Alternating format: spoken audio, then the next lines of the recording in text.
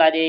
हबीब करीम सल्लल्लाहु अलैहि वसल्लम जन फरमायो मन सल्ला अलैया सलातन वाहिदतन सल्लल्लाहु अलैहि अशरन औ कमा क़ाल सल्लल्लाहु अलैहि वसल्लम। अल्लाह जे हबीब करीम सल्लल्लाहु अलैहि वसल्लम जन फरमायो जेको शख्स मूं मुस्तफ़ा करीम सल्लल्लाहु अलैहि वसल्लम जन ते हिकु मरतबा दुरूद मोकिलींदो अल्लाह सुब्हानहु व तआला उन ते 10 रहमतूं नाज़िल फरमाए छॾींदो आहे। उन खां अलावा हुज़ूर मुस्तफ़ा करीम सल्लल्लाहु अलैहि वसल्लम जन फरमायो बे हदीस में अल्लाह जे हबीब करीम सल्लल्लाहु अलैहि वसल्लम जन फरमायो कि मन सल्ला अलैहि सलातन वाहिदतन सल्लल्लाहु अलैहि अशर सलावातिन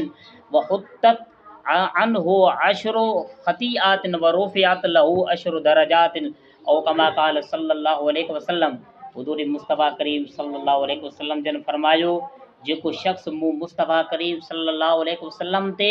हिकु मरतबा दुरूद मोकिलींदो अल्लाह सुब्हानहु व तआला उन ते 10 रहमतूं नाज़िल फरमाए छॾींदो आहे।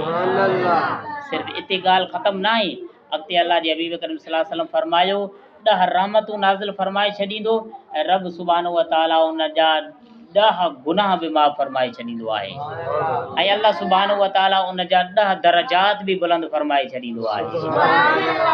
अल्लाह जे हबीब करीम सल्लल्लाहु अलैहि वसल्लम जन फरमायो इन्ना लिल्लाहि मलाइकतन सय्याहीन फिल अर्दि युबल्लिगूनी मिन उम्मती अस्सलाम औ कमा क़ाल सल्लल्लाहु अलैहि वसल्लम। हुज़ूर मुस्तफ़ा करीम